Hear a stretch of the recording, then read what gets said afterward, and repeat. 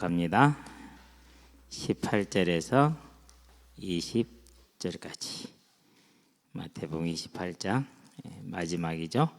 18절부터 함께 하도록 합니다.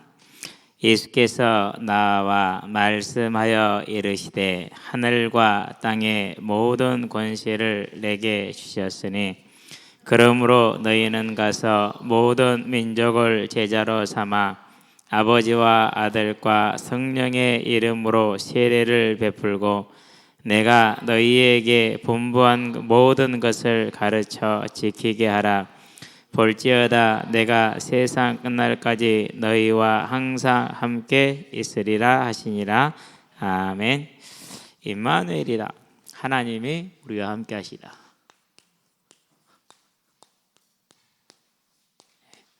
다른 말로 표현하면 뭘 말하는 것입니까? 하나님의 형상에 회복됐다. 다른 말로 표현하면 창조 질서가 회복이 되었다. 값없이 오직 은혜로 믿음으로 말미암아 얻은 것입니다. 내 것으로 잘 누리시게 되길 바랍니다. 하나님은 신실하신 하나님이죠. 몇 년 전에 이제 잘 아는 선생님인데 중등부 때 같이 했던 선생님이거든요. 근데 이제 중등부 아이들을 지도하는 것 중에 학업 컨설팅을 하는데 그 선생님은 저를 도와줄 수 있었어요. 그래서 이제 선생님이랑 같이 이제 학업 컨설팅을 진행을 했고 결과가 대단히 좋았거든요. 이분이 이제 참 재능이 많은 분이에요. 고등학교 2학년 때까지 학교에서 밴드를 하다가 이걸로 내가 먹고 살 수 없겠구나 싶어서 공부해가지고 1년 공부해가지고 어디 들어간 사람이요? 서울대 수학과를 들어가서 진짜 이런 걸 뭐라 그러죠? 좀 그렇죠. 재수 없죠.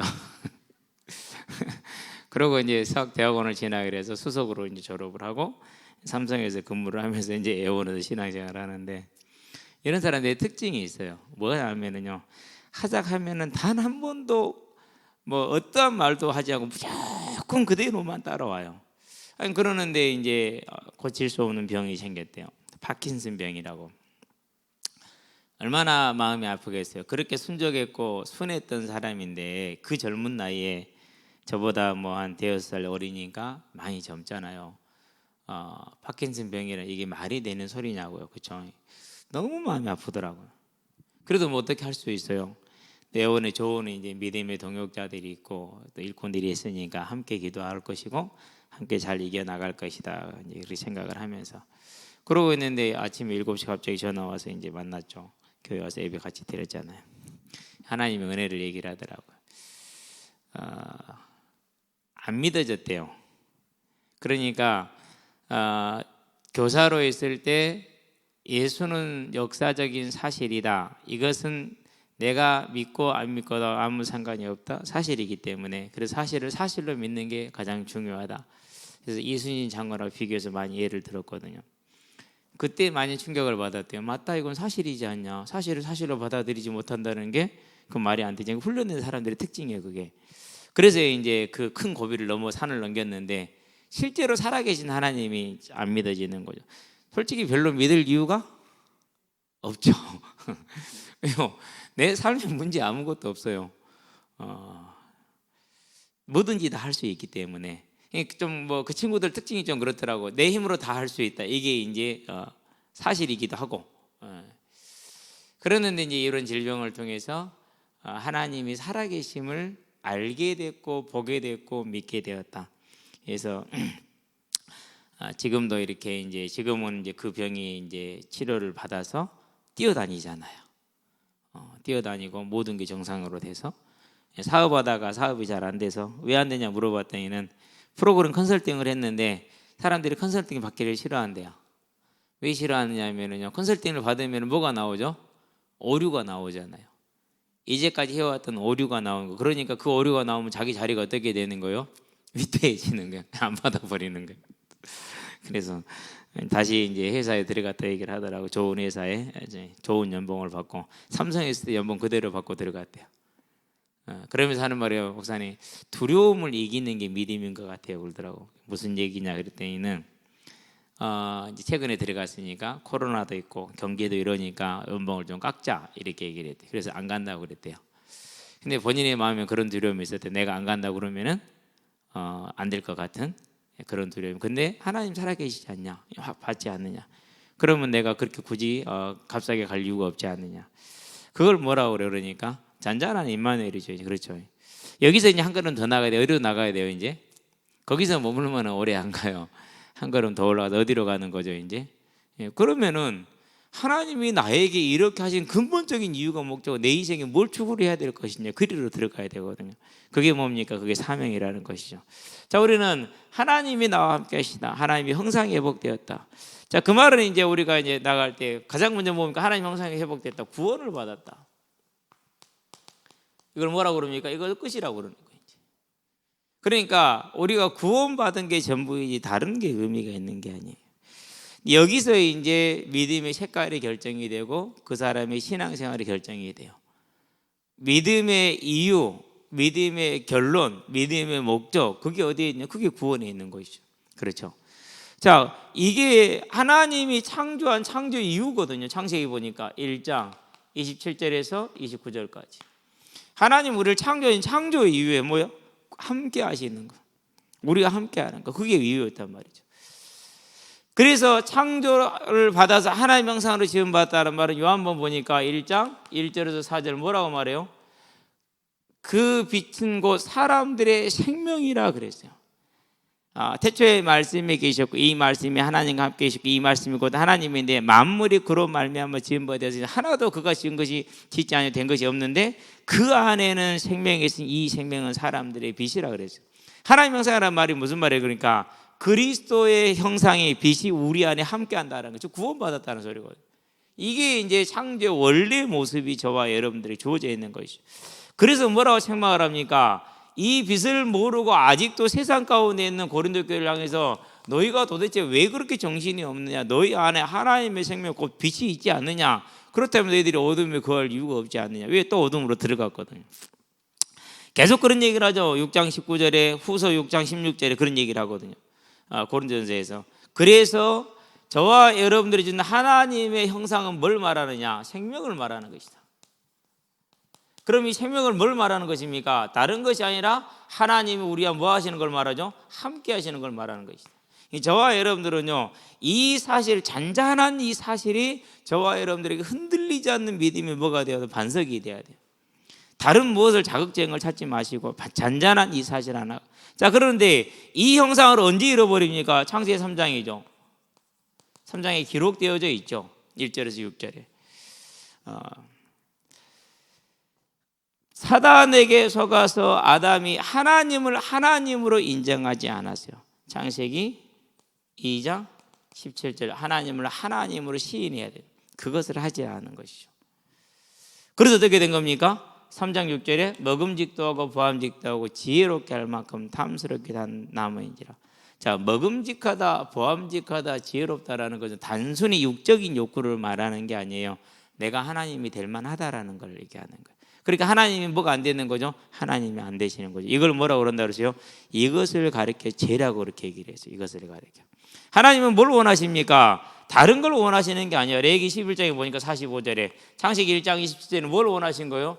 우리와 함께하면서 우리의 하나님이 되기 위해서 그것을 알 수 있는 유일한 길이 뭐예요? 하나님의 형상이라. 그래서 형상을 보여주신 거거든요. 형상으로 지으신 거거든요. 자, 이스라엘에게 말하면 뭐라고 말합니까? 나는 너희의 하나님이 되고자 종되었던 애굽 땅에서 너희를 건져낸 너희 하나님 여호와라. 그렇게 얘기를 했어요. 그러니까 하나님은 우리에게 하나님 되시는 것이 목적. 그걸 예배다 이렇게 얘기를 했죠. 그게 저와 여러분은 원래 목적이에요. 다른 걸 가지고 애쓰지 말고 내가 진짜 하나님 예배자만 되면 돼요. 그러면 하나님이 나를 통해서 하나님 하실 계획을 다 이루시죠. 아담을 통해서 세상을 다스리게 하셨겠죠. 그렇죠? 바울을 통해서는 복음을 전하겠던 그런 뜻을 이루신 것처럼 우리가 이거 하나만 해보게 되면 되는데 그게 깨진 거예요. 그게 뭐라고요? 그게 죄라는 것이죠. 그렇죠? 그래서 이 깨지는 걸 뭘 말하는 것이냐? 그것은 분리를 말해. 창세기 보니까 3장 16절에서 19절. 그래서 하나님을 떠난 상태, 이걸 뭐라고 그런다고? 이걸 사망이라고 얘기합니다. 그래서 음부에는 하나님이 함께 하시지 않죠. 그러니 사망의 현장이죠. 그것이 함께하는 것이 생명이고 하나님의 형상이고, 형상을 잃은 것은 사망이고 하나님을 떠난 것이고. 자, 그렇다면 구원을 뭘 말하는 겁니까? 이 원래의 모습을 회복하는 것을 구원이라고 그러죠. 그럼 이 안에는 모든 게 있는 거죠. 그래서 끝이라고 말하는 것이죠. 하나님이 이걸 이루고자 뭘 주셨습니까? 창세기 3장 15절을 주시죠. 여자의 우선 자신이 친히 사람의 몸을 입고 오셔서 우리를 위해서 대속하심으로 우리를 구원의 길을 열어주는 거죠. 이때부터 오직 뭐만이 길이 되는 거예요? 오직 믿음만이 길이 되는. 그러면 이제 우리가 이제 착각할 수 있어요. 왜 오직 믿음만이 길이냐? 이사야서를 보시기 바랍니다. 1장 12절이죠. 뭐라고 말해요? 너희가 애물을 가지고 오는데 믿음이 없이 그냥 내 마당만 밟고 갈 뿐이라고 그랬어요. 분명히 애물 들고 예배 형식을 다 갖춰 가지고 왔어요. 그런데 하나님이 그 애물을 받았어요, 안 받았어요? 그 제사를 받았어요, 안 받았어요? 안 받았어요. 뭘 말하는 거예요? 재물을 가지고 간다 안 간다도 중요하지만 뭘 가지고 가야 돼요? 믿음을 가지고 가야 돼요.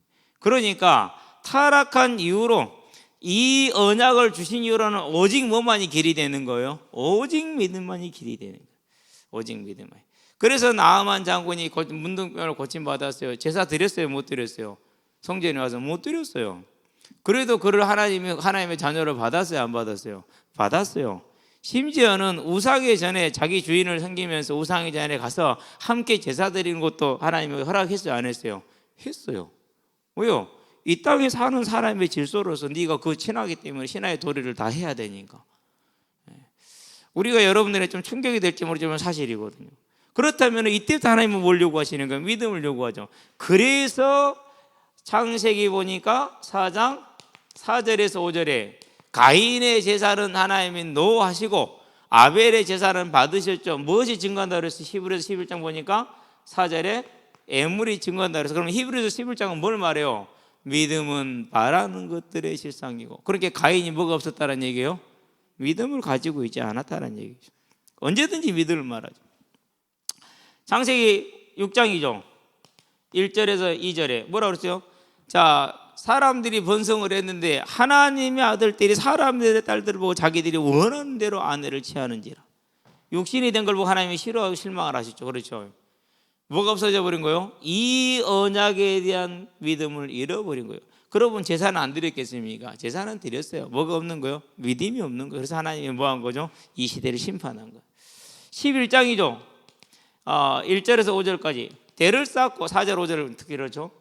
3절 4절에 보니까 우리가 벽돌로 탑을 쌓아서 하늘에 닿자 하나님이 되자 흩어짐을 면하자. 창세기 시편 2편에 뭐라고 그랬어요? 그의 결박을 끊어버리자, 흩어짐을 면하자. 같은 말이거든요. 뭘 잃어버린 거예요? 이 언약에 대한 믿음을 잃어버린 순간 하나님을 떠나게 되는 것이죠. 자, 그러면 두 번째 창세기 12장이죠. 4절이죠. 뭡니까? 이에 아브라함이 말씀을 따라갔고 그랬어요. 무슨 말씀을 따라간 거예요? 이 언약의 말씀을 따라갔다는 얘기예요. 그렇죠? 그러니까 아브라함은 어떻게 됩니까? 연약함이 있고 부족함이 있고 넘어짐이 있어도 하나님이 끝까지 붙들어 주시죠. 그러니까 구원이라는 것은 하나님이 우리와 함께 하시는 걸 말하는데 오직 무엇으로 주어지는 거라고요? 믿음으로만 주어진 것이다. 저와 여러분이 예수를 믿는 그 은혜로 인해서 구원을 받았다는 걸 감사하시게 되길 바랍니다. 그게 우리가 가질 증거죠. 자, 사무엘상에서 우리가 다윗을 보니까 한번 봅니다. 16장이죠. 12절이죠. 이가 그니 그래서 어떤 거라고 그랬어요? 사도행전 13장에 22절에 뭐라고 했습니까? 하나님의 마음에 합당한 자. 왜 합당합니까? 이 언약에 대한 믿음을 가지고 있으니까 합당한 자인 것이죠. 다른 것이 아니라 여자의 우선이라는 속죄의 그 하나님의 언약을 믿는 것이죠. 그래서 이 언약이 완성되었을 때 어떻게 나갑니까? 이 언약이 완성되었을 때 요한복음 1장 12절 영접하는 자 곧 그 이름을 믿는 자들에게는 그렇게 얘기를 하죠. 5장 24절 내가 진실로 진실로 너희에게 이르니 너희가 내 말을 듣고 또 나 버리신 이를 믿는 자는 영생을 얻었고 심판에 이르지 아니하나니 사망에서 생명으로 옮겼느니라 이렇게 얘기를 하죠. 에베소서에 뭐라고 말합니까? 2장 8절에 오직 믿음으로 우리가 구원을 얻는 이는 하나님의 선물이라 행위에서 난 것이 아니니 아무도 자랑치 못하게 하라 함이라 9절까지. 그렇죠? 그러니까 다른 것이 아니라 우리가 이 구원을 얻는 것이 곧 하나님과 뭐하는 거 함께하는 것이죠. 그 길이 어디에서요? 오직 믿음에서 나오는 길이다. 그럼 저와 여러분들이 뭘 가지고 있어야 됩니까? 내 안의 확신, 내 감정적인 확신도 중요하나 하나님의 말씀대로 사실을 받아들일 수 있는 합리적이고 객관적인 사람들이 되시기를 바랍니다. 이 싸움이라 실은 이제 여기서 이제 흔들리면 내가 느끼는 걸 따라서 간단 말이에요. 그래서 항상 얘기하잖아요. 뭐 지금 뭐 이제 뭐 장로가 됐겠죠. 뭐 저하고 나이가 1살 차이였으니까. 형제, 왜 성령이 왔다 갔다 해? 나가 기분이 좋으면 성령이 충만한 거고, 나가 기분이 나면 성령이 쭈그러들고, 그런 성령이 어디 있어? 내 기분에 따라 성령이 왔다 갔다 하는 게 그런 뭐 그게 성령 충만이야? 그 어떻게 평생을 살래? 사람이 항상 감정이 뜨거우면 죽어요. 그렇게 얘기했었을 때 정혜영 형제가 그래도 참 사람이 크죠. 가만히 생각을 하더니 며칠 동안 생각을 하더라고. 그러더니 다시 왔어요. 하는 말이 그래요. 너무 틀리게 자기가 착각을 하고 있었다라는. 내가 막 기분이 좋고 뭐가 좀 되는 것 같고 그럼 성령이 충만하고 안 그러면 성령이 안 계신 것 같고 내가 막 그 조금 오늘 뭐 기도를 안 했더니 찬송을 덜 했더니 이런 식인 거죠. 그런 신앙을 뭐라고 그래요? 냄비 신앙이라고 그러죠. 뭐 맞는지는 틀린지는 모르겠어요. 근데 저는 그렇게 안 봤어요. 처음부터. 사실은 사실이에요. 내가 믿어졌든 안 믿어졌든 내가 알든 모르든 사실은 사실이에요. 무엇들을 따라서요? 말씀을 따라서. 그게 저와 여러분이 가야 될 길이겠죠. 그렇죠? 자, 약속했어요. 사도행전에 뭐라 약속했습니까? 2장 38절에 성령의 선물을 주시리라. 그 말은요, 성령을 주시리라는 말보다 훨씬 넓은 의미예요. 성령으로 인해서 이루어질 모든 것을 다 허락하시겠다라는 거예요. 얼마나 그렇게 폭넓은 얘기가 되는 것입니까? 성령의 선물이다.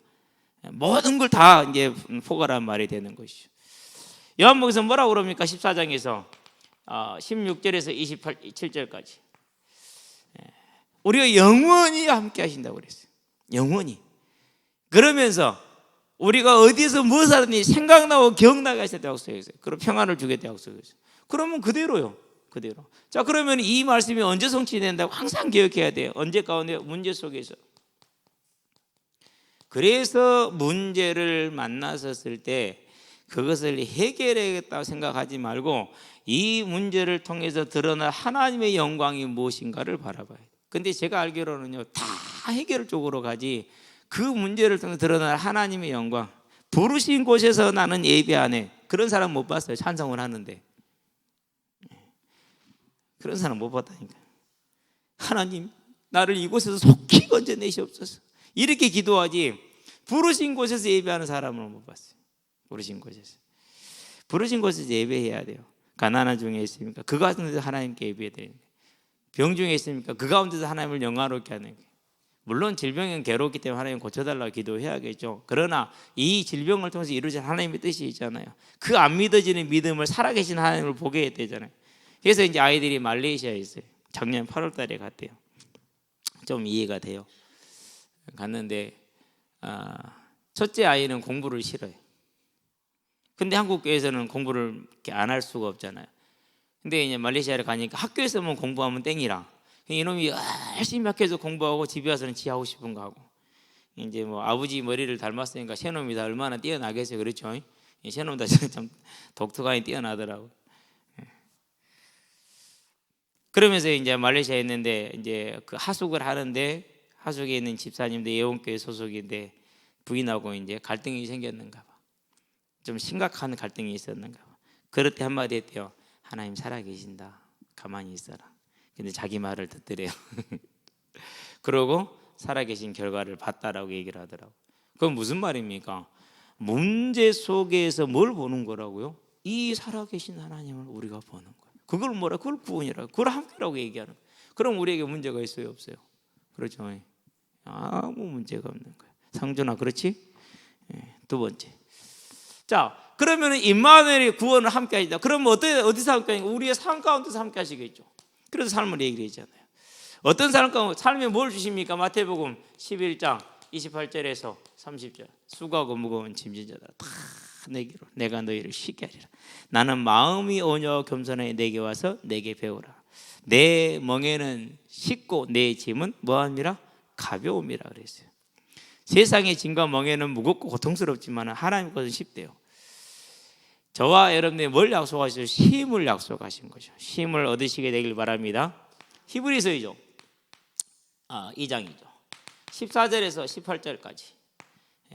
일평생 죽기를 무서워하는 자들을 놓아주기 위해서 당연히 사람의 몸을 입고 오셔야 된다.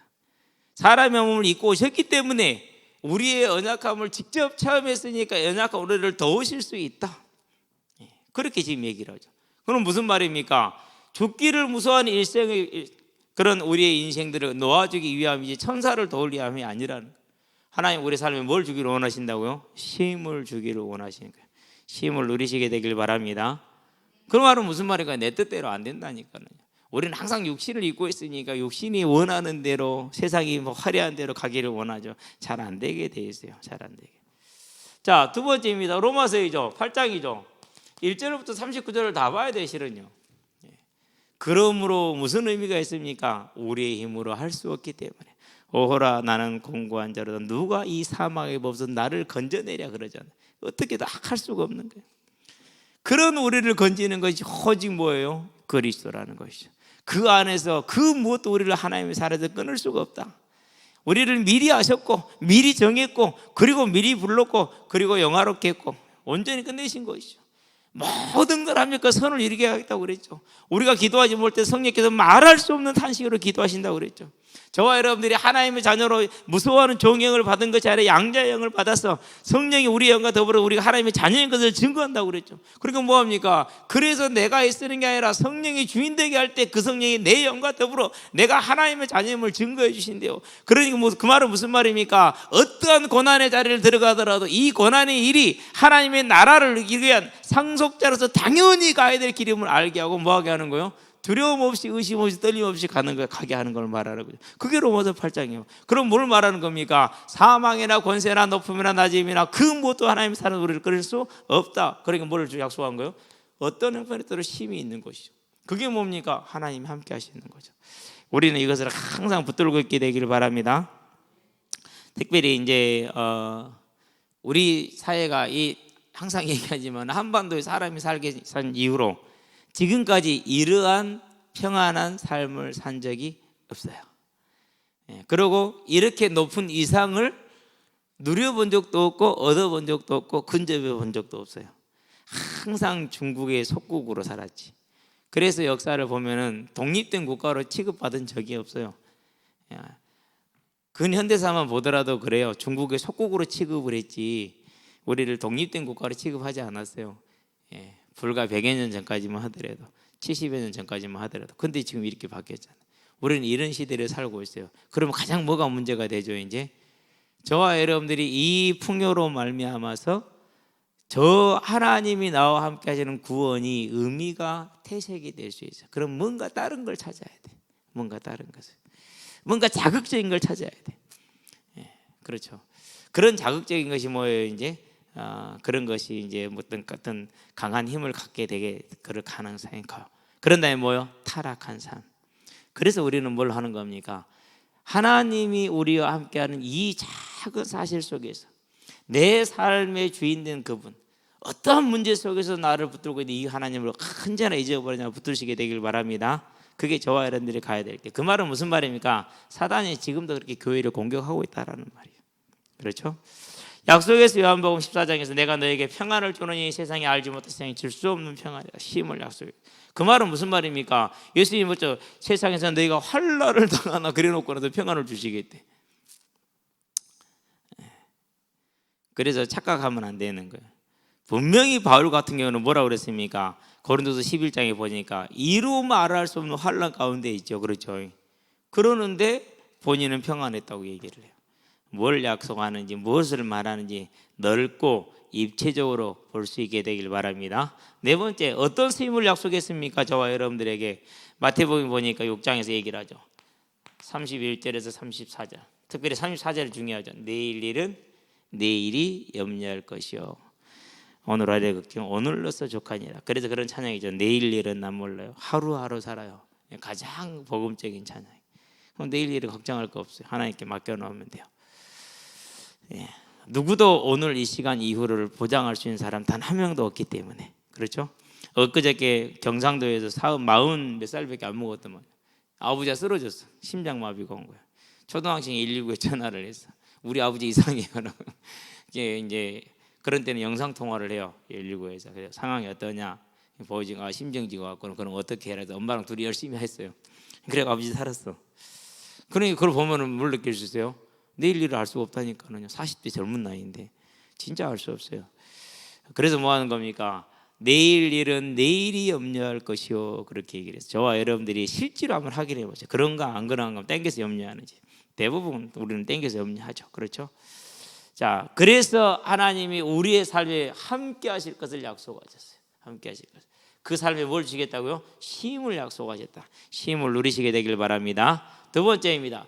자, 뭘 또 하나님이 약속하셨습니까? 이제 우리의 삶의 쉼을 약속했는데 하나님과 함께하는 교제를 약속했어요. 고린도전서 10장 20절. 전에는 우리가 귀신과 교제했어요. 그러나 이제는 하나님께 예배하는 자, 하나님과 교제하는 자로 변화됐다는 사실이죠. 그렇죠? 어떻게 바뀌었습니까? 전에는 너희가 긍휼을 얻지 못하던 너희가 긍휼을 얻는 자가 전에는 백성이 이제는 백성이 되었느니라 이렇게 얘기를 하죠. 얼마나 극적인 변화입니까? 전에는 긍휼이 없었어요. 진노 아래 있었죠. 무서운 일이죠. 그렇죠? 그러나 이제는 긍휼을 얻은 자가 되었고 전에는 백성이 되었는데 이제는 백성이 되었다고 그랬어요. 저와 여러분이 하나님과 함께 할 수 있는 하나님의 자녀가 됐다는 것. 그래서 뭐라고 말합니까? 그러므로 우리가 그리스도로 말미암아 하나님과 뭘 누리자고요? 화평을 누리자. 로마서 5장 1절. 자, 이 은혜에 들어왔으니 하나님이 뭘 바라자고 그랬어요? 전에는 세상 걸 바랬죠. 잘 되고 자녀들도 잘 되고 뭐 성공하고 이런 것이죠. 이제. 그런데 보니까 이제는 바람이 달라졌어. 뭘 바란다고요? 하나님의 영광을 바라보고 그것을 즐거워한다고 그랬어요. 전에는 하나님의 영광은 무슨 하나님의 영광이에요? 그 하나님의 영광을 바라고 즐거워한다는 말이 무슨 말입니까? 그것은요 이제 이 땅에 속한 자가 아니라는 말이에요. 저와 여러분들이 하나님과 함께하는 삶, 매 시간 매 순간마다 먹든지 마시든지 무엇을 하든지 하나님의 영광을 바라고 하나님의 영광을 사모하는 자로 서게 되길 바랍니다. 그래서 뭐라고 그랬습니까? 로마서 6장에서는 다 봐야겠지만 1절에서 3절만 보니까 4절까지 보니까 더 이상 뭐에 거하지 말자 죄에 대하여 죽은 자다 그렇게 얘기를 했어요. 다양한 의미가 있겠죠. 우리는 뭐에 대해서 죽었다고요? 죄에 대해서 죽었어요. 그 말은 무슨 말입니까? 죄는 뭘 말합니까? 하나님이 우리에게 하나님 되지 못하는 게 죄죠. 그렇게 되면 어떻게 됩니까? 세상을 사랑하는 게 죄죠. 그러니까 이제 세상을 사랑하지 않는 나라, 즉 세상이 종이 되지 않는 거예요. 쾌락을 사랑하지 않아요. 쾌락이 종이 되지 않아요. 돈을 사랑하지 않아요. 돈의 종이 되지 않아요. 권력과 명예의 종이 되지 않아요. 권력과 명예를 사랑하지 않아요. 오직 하나님을 사랑해요. 그렇죠. 그래서 그와 함께 세례를 받았은즉 그와 함께 또한 살아서 연합한 자가 되었다. 이제는 그리스도와 연합하여 하나 된 사람을 아시게 되길 바랍니다. 그래서 새로운 사람으로 변화되었다. 그게 이제 다시 새롭게 된 것이죠. 이것을 에베소서 뭐라고 말했습니까? 4장에서는 사장 전체가 얘기를 하고 있는데 17절에서 24절까지 보니까 새 사람을 입으라. 의와 진리로 거룩함을 지은 새 사람을 입으라. 여러분들이 이제 정말 새 사람으로 변화되시게 되길 바랍니다. 의와 거룩함으로 변화를 받아 새 사람을 입어라. 그렇다는 얘기는 무슨 말이지? 이전에 세상락 즐거웠어도 이제는 즐겁지 않죠. 그 변화가 와요.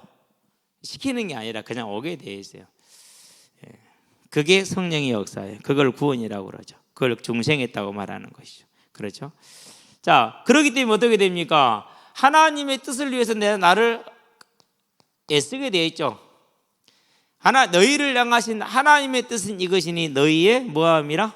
거룩함이라 그랬어요. 저와 여러분이 당연히 그러죠. 그러니까 사람들이 볼 때 뭐합니까? 저거 이상해졌다. 전에는 그렇게 그냥 네 주를 가까이 하면서 입새주 뭐든지 주만 들어가면 막 미치듯이 빨아대더니 이제는 안 그러네. 그런 자리 자체를 싫어하네. 이제 맨날 일만 넓으면 이상한 뭐 그런 것만 즐기다 이제는 그런 것도 안 하네. 왜요? 할 수가 없어요. 속사람이 바뀌었기 때문에 그게 되지가 않아요. 그러면서 입만 열면 저놈이 교회 얘기하고 하나님 얘기하고 징그럽다. 너하고 안 놀란다 이제.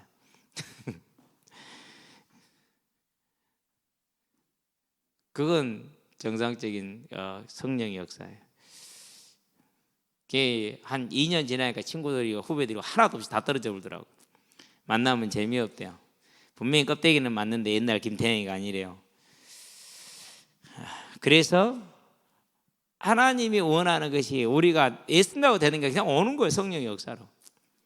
저와 여러분들은요 그 하나님의 역사 가운데 들어가시게 되길 바랍니다. 7번째, 마태복음에서 뭐라고 말합니까? 그래서 저와 여러분들은 하나님이 말씀을 13절에서 16절에 너희는 세상의 빛이니 너희는 세상의 소금이니 그렇게 얘기를 했어요.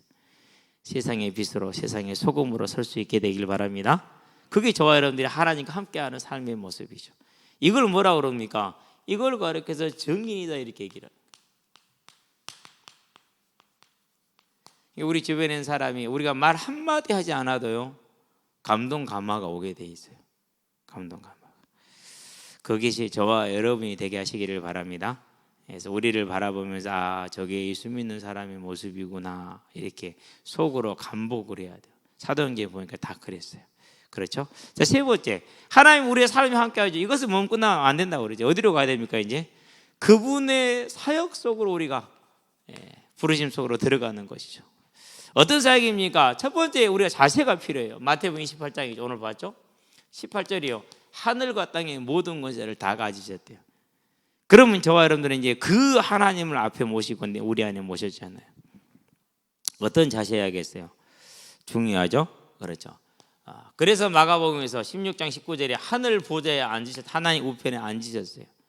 앉아서 뭐 했습니까? 계시록에 보니까 5장 7절에 두루마리를 받으셨어요. 그러니까 무슨 일이 벌어진가? 8절부터 14절까지 천사들과 24장로가 이 두루마리를 받으신 주를 찬양하시잖아요. 뭘 찬양하는 거요? 왕의 등극을 찬양하는 거죠. 그러니까 우리는 그 하나님이 지금 우리와 함께 계셔요. 그게 뭐예요? 저와 여러분들이 사역을 시작하기 전 단계에 이미 와 있는 사실이에요. 성령으로 약속된 말씀대로 와 있는 사실. 절대 놓치지 마시게 되길 바랍니다.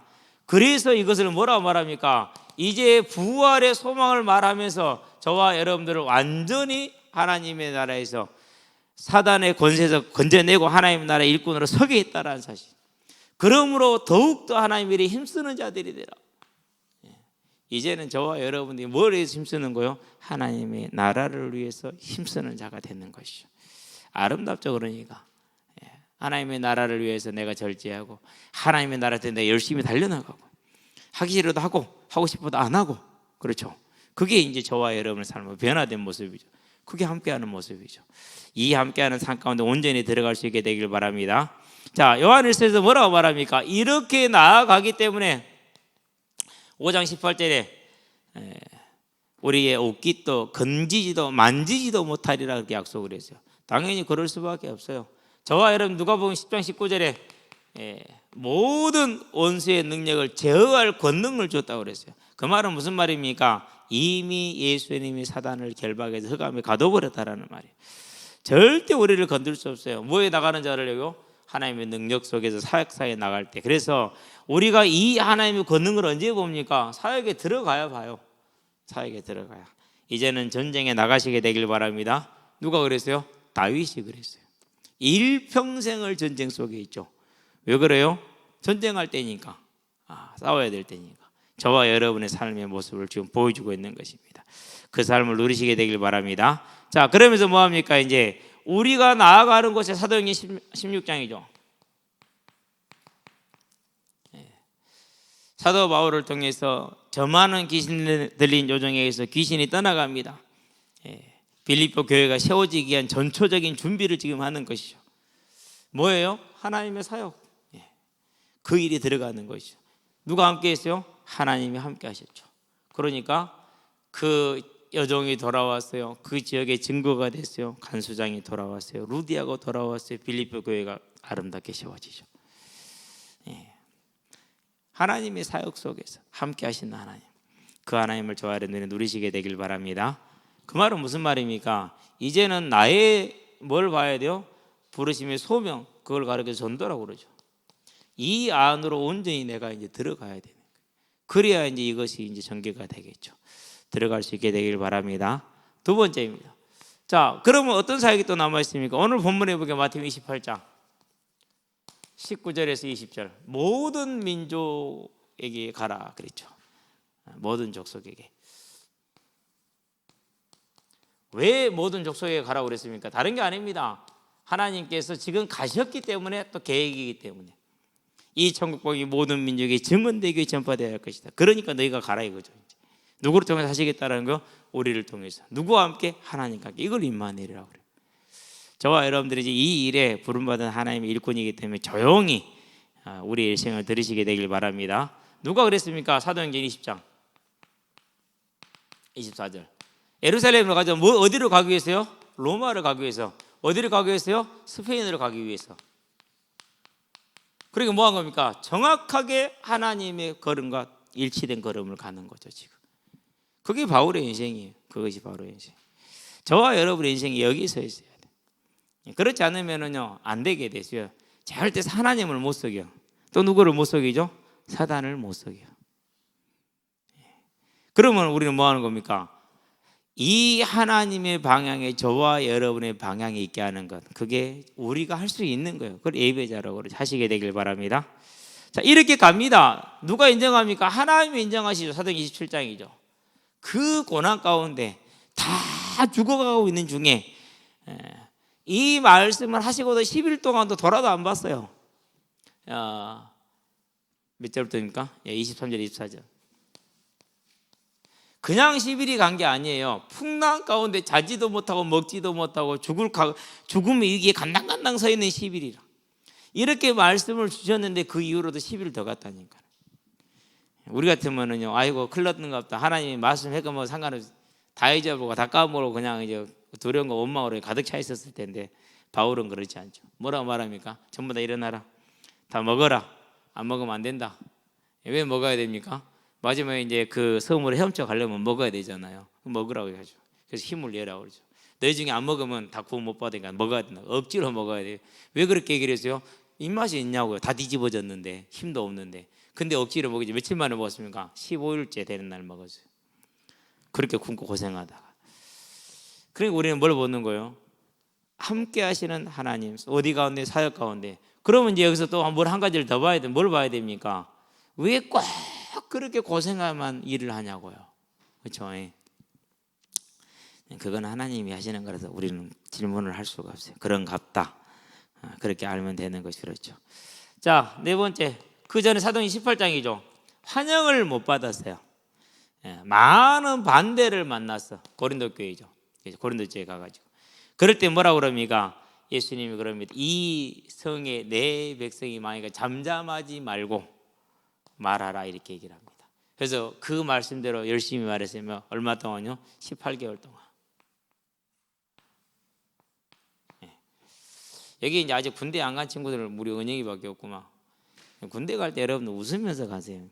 그거 가면서 머시마들이 쪼잔하게.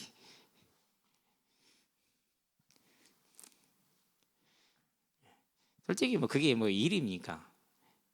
그죠? 나는 그런 거 보면서 그런 거 보면 좀 귀엽기도 해요. 아유 참 귀엽다는 생각이 드는데 그냥 엄마 갔다 올게 나오지 마시오. 그럼 갔다 오면 되지 뭐 그거 일이라고. 물론 사람마다 달라야 돼. 그게 뭐 또 함께 오래 사는 재미이고 맛이기도 한데요. 근데 이제 18개월에 나오느냐? 그저께 현중이 군대 갔잖아요. 아직 훈련 안 해요. 신체 검사 받고 이제 그런 거 하고 있니라고 지금까지 그냥 내문반에서만 생활하고 있어요. 뭐 말 안 해도 지 혼자 군기 다 들어 있을 거야. 왜? 워낙 학교 다닐 때 운동하느라고 군기를 잡혀가지고. 어쨌든지 간에 18개월을 머물면서 말씀에 청종했어요. 뭐 가운데서요? 극렬한 반대 속에서.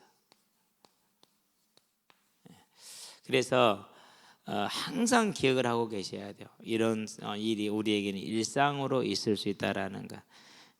그래서 여러분들이 그런 일을 만났었을 때 착각하지 않게 되기를 바랍니다. 자, 우리가 구약으로 한번 가보 여호수아죠. 10장하고 11장에서 10장에서 8절이나 6절인가요? 10장에서 8절, 14절 쭉 나오는데 10장 전체가 지금 그래요. 11장까지 다. 뭘 말합니까? 그가 항상 어려운 전쟁을 하죠. 즉 버거운 전쟁을 해요. 도저히 이길 수 없는 전쟁을 해요. 그럴 때마다 여호수아 16에 뭐가 임하죠? 두려움이 오죠. 그럴 때마다 하나님이 여호수아한테 뭐라고 말하죠? 두려워 말라 그렇게 얘기를 하죠. 왜? 두려워하고 있으니까.